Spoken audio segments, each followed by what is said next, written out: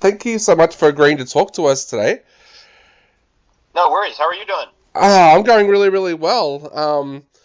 Mate, I saw this film on Friday night, and I've got to say, congratulations on such a fantastic film. Oh, thank you. That's nice of you to say. So, where did the idea for Buckley's Chance first come from? Because it's so different to the kind of movies that you've made in the past. So, where did that original idea come from for this film? I called my writing partner and good friend Will Winnikers, and I said I want to make a more emotional, grown-up story instead of a goofy.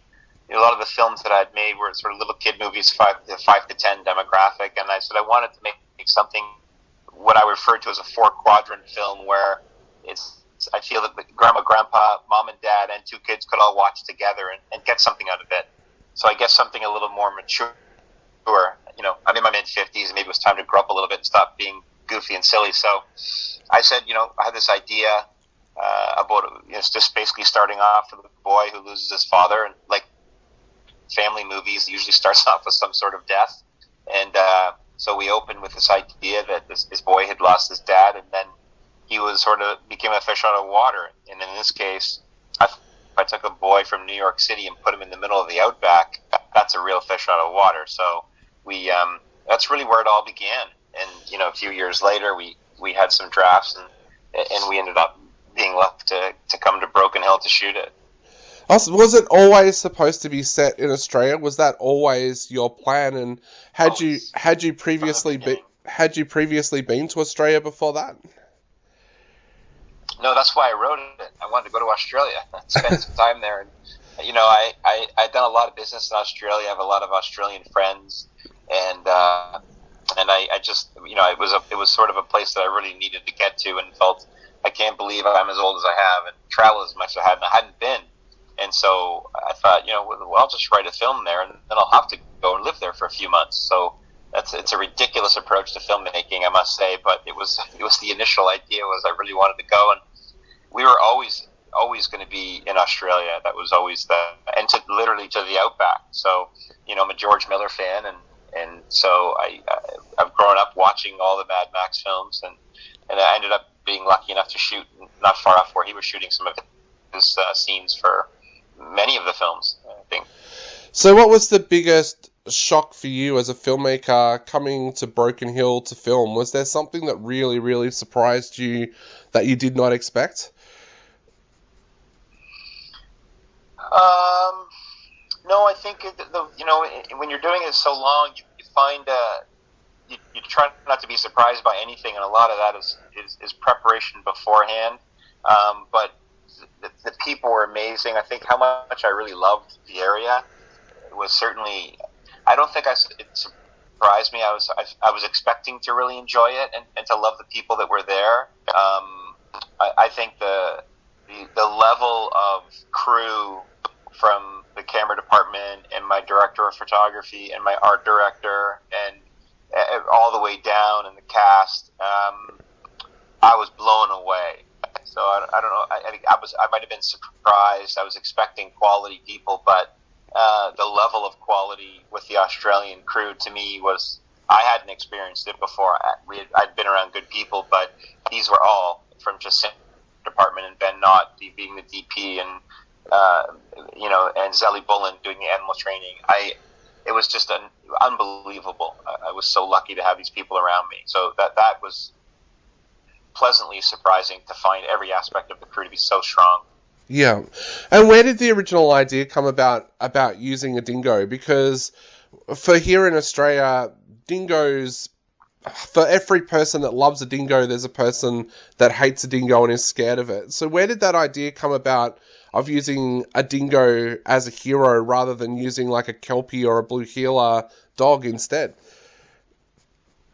Yeah, well, the truth be told, it's not a dingo, it's a Kelpie. Yeah. It is a dog, but you're absolutely right. The one thing in researching this film is that dingoes are unbelievably polarized in Australia. You either love them or want them hanging off your fence dead. Yeah. There doesn't seem to be a middle ground there.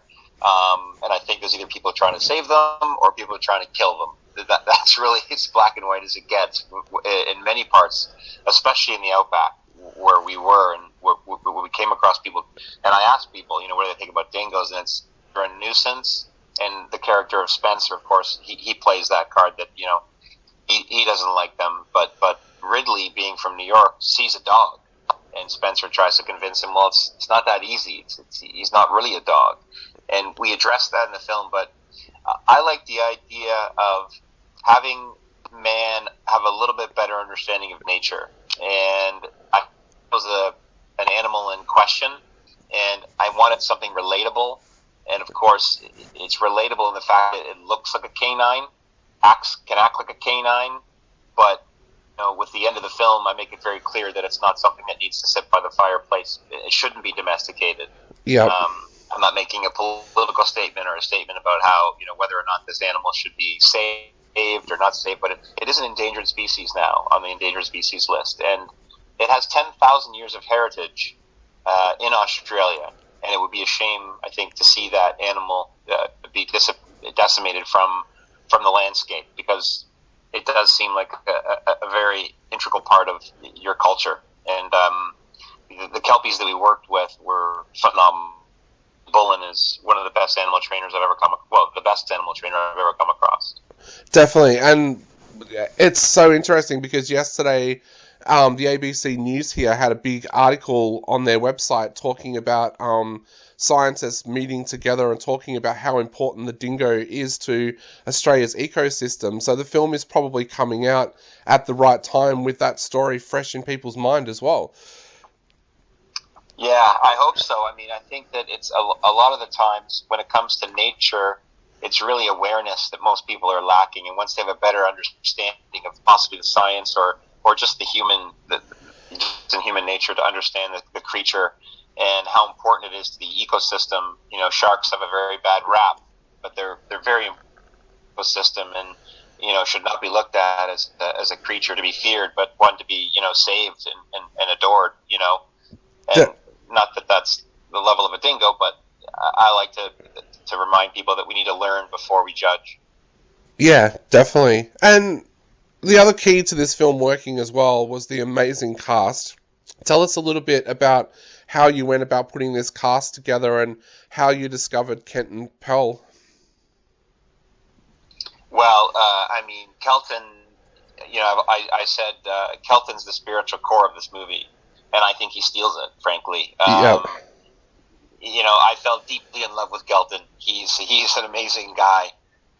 He brought everything I wanted to bring with the character of Jules. Jules is the only character in the film who doesn't have a horse in the race. He simply listens. Yep. Everyone else has an opinion and a viewpoint, and he just simply listens to everybody, which is almost the role of Mother Nature, if you will, not to get too spiritual about it. And Kelton is an extremely spiritual guy. He carries spiritual weight with him that people don't understand until you're around him. He has a connection to Earth that I've yet to come across. It was important to have an Aboriginal in the film for me to represent that and be that spiritual center. And when we had auditioned a couple of guys, and we didn't audition, we were looking at different reels from different people. I saw Kelton's reel. I set up a Skype call with him. He was in Perth at the time. I think we talked for about an hour, and he had not only read the script, but he really got in tune with the theme of the film, and the theme of the film is perspective. And for Kelton to understand that theme, and he and I talked about the film Earth, where we are as humans in relation to the Earth and how we treat animals. It was like every alarm in my head went off, and so I hung up the phone and I said, "This is Jules. There's no one else." And luckily, we were able to find a way to make a deal and bring him out. And he's amazing in the movie. Yeah, he literally is a brilliant actor. But his just natural presence on set around people was incredible. Yeah, so he was fantastic. I was very lucky. Extremely lucky to get the film. Would not be the film without Kelton in it, I don't believe. Yeah, and so much of this film also rests on Milan Burch. Tell us a little bit about how you discovered him, because as a child actor, he is fantastic in this film. Yeah. sure he'd be happy to hear that. Of course, now he's got a deeper voice than I do, because even when ADR months changed and his voice got deeper over the phone, we auditioned a bunch of kids. We probably saw over 100 auditions, and maybe 150, and he was one of maybe 5. And the more I worked with him and narrowed down and narrowed down and narrowed down, he just kept being extremely directable. He was a great listener, and he had a natural instinct that few people have of where the camera is. So many actors have a tendency not to really understand where to look. The camera's on. Some of them will look away from it. Some of them will look at it. And he just instinctively knew it was there and how he needed to in order to get the best performance. And that innate understanding and to carry the entire motion of the film for an hour and a half is very difficult for a young actor. Bill Nye was very clear in saying that he could never have done what Milan has done at this age when he was that age or even older. So I was very lucky that Milan came on board, and he was just a joy to work with. I mean, the kid had just nothing but a positive attitude. There was never a moment on set, and I think he looked at me one time. He made a mistake on one line, and he came up to me and he said, "I can't believe that line." And I said, "Yeah, buddy, you've been here for 28 days. You've done perfect. He's never missed a line.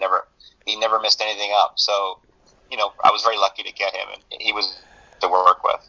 Yeah, and of course, a lot of people are going to take an interest in this film because of Bill Nye being in the film. Tell us a little bit about how you're able to convince one of the world's best actors to come all the way to Australia to make a film like this. I don't know. he liked the material, because I think for a guy like Bill, if he doesn't like the material, he's not going to do the film. I mean, it's as simple as that. When I needed to find a fine balance of an actor who could be cantankerous. I called him the sort of unwilling grandfather, if you will. Yeah. And he has this balance of this guy initially who doesn't want this kid around. So eventually, his arc is to warm up to him through the period of the piece, and Bill balanced that to perfection, as he does with pretty much everything he does. Total gentleman, joy to work with. I was very lucky that he was interested in the material, and we got him to come out to Australia, because it's a long way.